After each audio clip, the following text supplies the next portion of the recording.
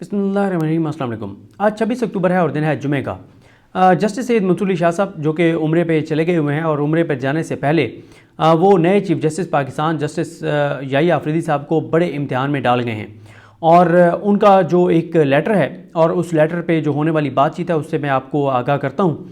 और ये वो चैलेंज है जो कि साबित कर देगा कि याहिया अफरीदी साहब जो हैं वो किस तरफ जा रहे हैं। और यही वो चीज़ है जिससे ये भी पता चलेगा कि याहिया अफरीदी साहब जो चीफ जस्टिस पाकिस्तान बने हैं, आया वो कुछ मामला तय करके बने हैं या उन्होंने इसलिए ये ओहदा एक्सेप्ट किया कि अगर वो एक्सेप्ट ना करते तो फिर हुकूमत अमीनुद्दीन खान साहब को बना देती और अमीनुद्दीन खान साहब बन जाते तो फिर तो काजी फाइज ईसा साहब का दौर भी हम लोग और आप लोग भूल जाते।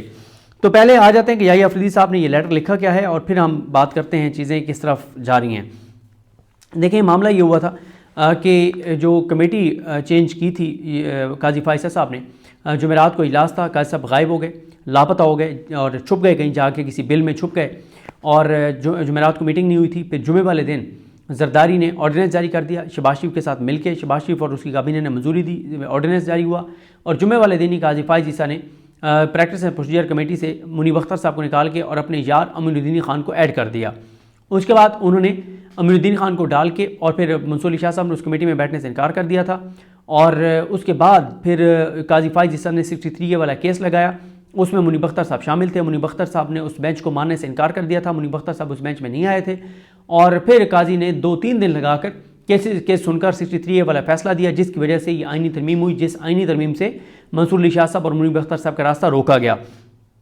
तो इसी कमेटी ने एक बेंच बनाया था, जिस बेंच में बैठने से मंसूर अली शाह साहब ने इनकार का लेटर लिखा है और लेटर जो उन्होंने लिखा है वो चीफ जस्टिस पाकिस्तान के नाम लिखा है और इसमें नाम नहीं लिखा हुआ कि ये काजी फाइज ईसा के नाम है या याहिया अफरीदी साहब के नाम है। और अब ये एक तरह का याहिया अफरीदी साहब को ही उन्होंने एक बड़ा चैलेंज जो है उनके सामने आया है याहिया अफरीदी साहब के सामने, और वो क्या है। मंसूर अली शाह साहब ने लिखा है कि सिविल रिव्यू पिटिशन नंबर 988/2023 की समाअत से माजरत करता हूँ। और उसमें उन्होंने अपने ख़त में लिखा है कि 23 सितंबर 2024 को supreme court practice and procedure act के तहत कायम कमेटी के सेक्रेटरी के नाम ख़त में वो तमाम वजूहात लिखी थी जिस वजह से मैंने जो खुसूसी बेंचेस हैं उनमें बैठने से इनकार किया। वो ये कहते हैं कि मैंने जब वो ख़त लिखा था 23 सितंबर को सेक्रेटरी के नाम, जिसमें तमाम वजूहात का अहाता किया गया था, लेकिन मेरी दरख्वास्त के बावजूद ख़त के मंदरजात को कमेटी के 19वें इजलास के मिनट्स में शामिल नहीं किया गया। माजरत के साथ मैं इस बेंच का हिस्सा नहीं बन सकता। अच्छा, 23 सितंबर को उनके जो ख़त का लुबिलवाब था वो 3 थे। पहला यह था कि उन्होंने कहा कि जो कमेटी है पुरानी वो बहाल की जाए, जिसमें मुनीब अख्तर साहब को शामिल किया जाए। दूसरा, उन्होंने कहा था कि ये जो ऑर्डिनेंस जारी हुआ है इसको ओपन कोर्ट में लगा के और फुल कोर्ट इसको सुने। जो जरदारी का ऑर्डिनेंस था जिसमें जो है वो चेंज किया गया, उसकी हैयत को चेंज किया गया। और तीसरा जो उन्होंने कहा था इन्होंने मंसूर अली शाह साहब ने कि उन्होंने कहा था कि अगर ओपन कोर्ट में नहीं सुनना तो फुल कोर्ट मीटिंग जो है वो बुला के और इस ऑर्डिनेंस पे बात की जाए। उन्होंने कहा था जब तक ये 3 चीज़ें नहीं होती तब तक मैं किसी भी बेंच का, खुसूसी बेंच का, इस कमेटी के बनाए गए बेंच का हिस्सा नहीं बनूंगा और किसी भी बेंच का हिस्सा नहीं बनूंगा खुसूसी और इस कमेटी के। और साथ उन्होंने कहा था कि वो इस कमेटी में भी शामिल नहीं होंगे, ये उन्होंने कैटेगोरिकल कहा था। बाकी लेटर पढ़ के फिर मैं ज़रा कुछ पॉइंट्स आपके सामने रखता हूँ। उन्होंने कहा कि ये भी मैंने वाज़ेह किया था कि जब तक full court bench ordinance number 8/2024 के नफाज और इस ऑर्डिनेंस के ज़रिए कायम की जाने वाली जो कमेटी है उन्होंने कहा कि मैंने ये भी वाज़ेह किया था कि जब तक full court bench ordinance number 8/2024 के नफाज और इस ऑर्डिनेंस के जरिए की जाने वाली तरामीम की आईनी हैसियत का तयन नहीं करता या फुल कोर्ट मीटिंग में इस पर गौर करके पहले वाली कमेटी जो चीफ जस्टिस और 2 सीनियर 3 जजेस पर मुश्तमिल है उसे बहाल नहीं किया जाता तो मैं इन खसूसी बेंचेस में शमूलियत इख्तियार नहीं करूँगा जो नई कमेटी ने तश्कील दिया हूँ। मैं सिर्फ आम रूटीन के बेंचों में बैठ कर अवाम के वसी तर मफाद में आम साइलिन के केसेस सुनूंगा। फिर वो कहते हैं कि मज़कूरा बाला वजूहात की बिना पर मैं ख़ुद को इस मामले से अलग करके इसकी समाअत के लिए तश्कील करदा बेंच से ख़ुद को अलग कर रहा हूँ। आखिर में वो कहते हैं कि सर थॉमस मोरे की तहरीर a man for all seasons की इक़्तिबास को याद कराना चाहता हूँ, जिसमें सर थॉमस मोरे ने कहा था कि मैं समझता हूँ कि जब स्टेट्समैन अपने अवामी फ़राइज़ की खातिर अपने ज़ाती ज़मीर को तर्क कर देते हैं तो वो अपनी अदालतों को एक मुख्तसर रास्ते से अफरा तफरी की तरफ ले जाते हैं। हम अक्सर भूल जाते हैं कि जब इख्तियार पास होता है तो इस मुल्क के लोग हमारे इक़दामात को देख रहे होते हैं और तारीख कभी माफ़ नहीं करती। तो ये उनका लेटर है मंसूर अली शाह साहब का। इस लेटर के बाद अब याहिया अफरीदी साहब के लिए सबसे बड़ा चैलेंज ये है कि वो अब काजी फाइज ईसा के प्यारे, काजी फाइज ईसा के प्यादे अमीनुद्दीन खान को कमेटी से निकालते हैं, नहीं निकालते, क्योंकि ये इख्तियार उनका है। अब देखें, अभी भी मैं आपको एक चीज़ बताऊँ कि एक नैरेटिव चल रहा है। मैंने गो के अपनी तस्दीक कर ली थी कि मरीम नवाज़ खान साहबा ने जब बताया कि लाहौर हाई कोर्ट की वेबसाइट पे अभी भी जो सीनियर प्यूनी जज हैं वो जस्टिस शुजात अली खान हैं, लेकिन मैं जिस बुनियाद पर बात कर रहा था अब वो बात दोबारा डिस्कस होना शुरू हो गई है।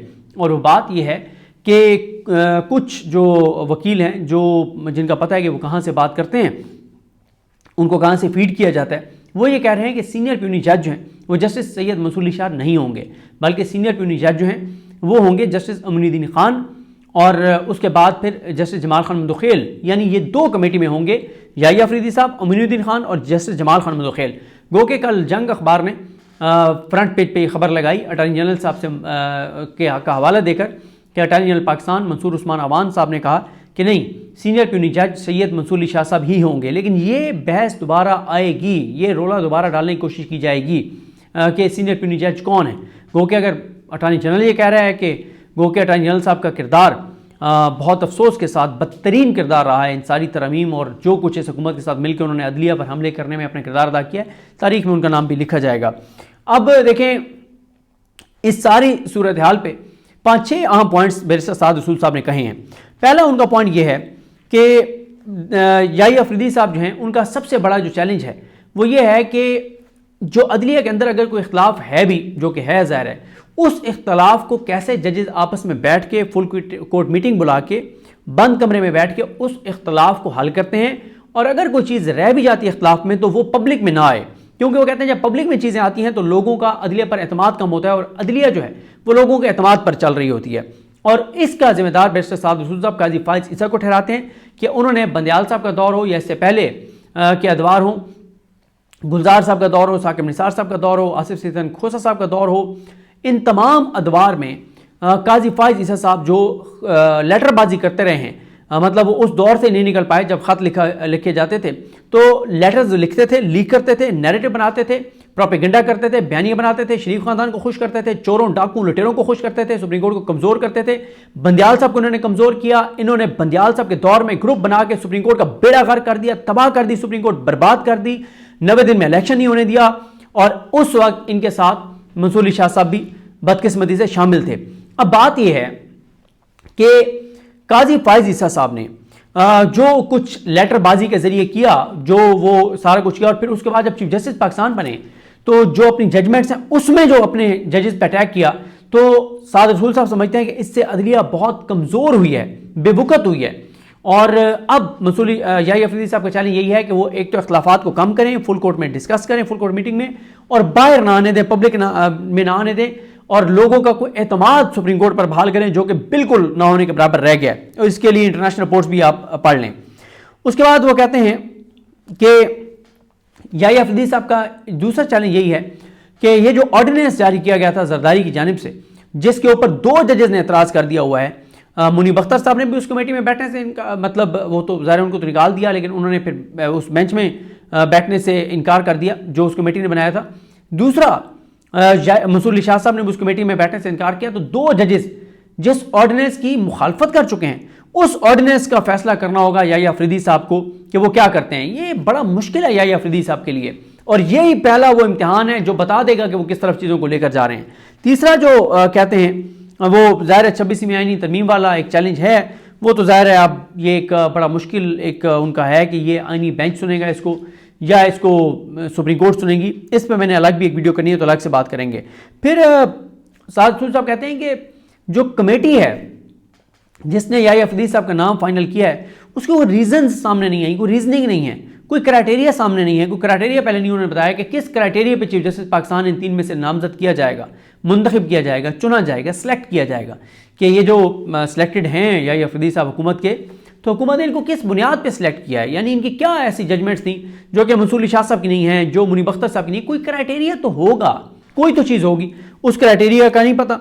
और कोई वजूहत नहीं दी गई कि मंसूर अली शाह साहब को क्यों इग्नोर किया गया और मुनीब अख्तर साहब को क्यों इग्नोर किया गया है। फिर ये ज़रूर कहते हैं साद रसूल साहब कि याहिया साहब ने इनकार ना करके बहुत अच्छा किया। अगर वो इनकार कर देते तो फिर हुकूमत उस चीज़ पर ना जाती कि पहले 2 को ऑफर करनी है, बल्कि वो चौथे पे जाते और वो अमीनुद्दीन खान थे और फिर तबाही और बर्बादी फिर जानी थी। तो इस पर वो कहते हैं कि उनका ठीक है फैसला, लेकिन अब वो ये समझते हैं कि याहिया अफरीदी साहब को, मंसूर अली शाह साहब और मुनीब अख्तर साहब को एतमाद में लेके और सुप्रीम कोर्ट को जो है एक 2 इन जजेस के साथ मशवरे के साथ चीज़ों को चलाना चाहिए। फिर वो मैं सुन रहा था उनको सईद काजी साहब को, उन्होंने पब्लिक न्यूज़ पे ठीक कहा। उन्होंने कहा कि इस हुकूमत के ना 2 असल में प्लान नाकाम हुए हैं। पहला इनका यही प्लान था, उन्होंने भी ये बात की कि इनका प्लान ये था कि हम याहिया अफरीदी को नामजद करेंगे, वो इनकार करेंगे और हम अमीनुद्दीन खान को बना देंगे। दूसरा इनकी असेसमेंट ये गलत हुई कि उनको लगता था कि मंसूर अली शाह साहब और मुनीब अख्तर साहब रिजाइन कर देंगे। ये दोनों असेसमेंट्स इनकी जो है वो गलत साबित हुई हैं। फिर साद रसूल साहब कहते हैं कि जो बिलावल भुट्टो जरदारी ने कहा था कि कंट्रोल जो है वो मंसूर अली शाह साहब अपने जजेस को कंट्रोल नहीं कर सकेंगे, वो कहते हैं कि उनको बेसिक अंडरस्टैंडिंग नहीं है याहिया अफरीदी को, क्योंकि तमाम जजेस सुप्रीम कोर्ट में बराबर होते हैं और एक चेन ऑफ कमांड नहीं है। बल्कि उन्होंने दुरुस्त कहा कि कई बार चीफ जस्टिस पाकिस्तान जो होता है वो अकलियत में आ जाता है। जैसे अभी 13 रुकनी बेंच था, उसमें काजी फाइज अकलियत में आ गए, इख्लाफी नोट लिखा उन्होंने। मखसूस नशिस्तों के केस में तो चीफ जस्टिस अकलियत में आ जाता है क्योंकि वोट बराबर है उनका, वो बराबर है। बस चीफ जस्टिस के पास इंतजामी इख्तियारात कुछ ज़्यादा होते हैं, लेकिन वो भी आप कमेटी के पास जो है वो चले गए हैं।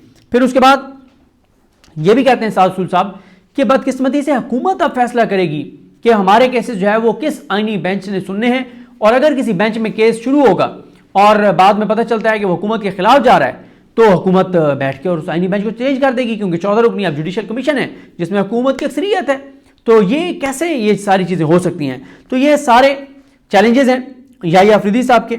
देखना है कि याहिया अफरीदी साहब इन चैलेंजेस से कैसे निबर्द आजमा होते हैं और कैसे चीज़ों को आगे लेके चलते हैं। लेकिन सबसे मेन बात जो है कि जो मंसूर अली शाह साहब हैं उन्होंने इनको बड़ी मुश्किल में डाल दिया है याहिया अफरीदी साहब को, और ये उनका पहला बड़ा चैलेंज है। और काजी का जो प्यारा और प्यादा है उसके लिए भी फैसला कौन घड़ी है कि उसकी किस्मत का भी फैसला होना है कि वो कमेटी में रहेगा या नहीं रहेगा। मुझे अपनी दुआ में याद रखें। अल्लाह के नाम साहब का हामी नासरो। अल्लाह हाफिज़।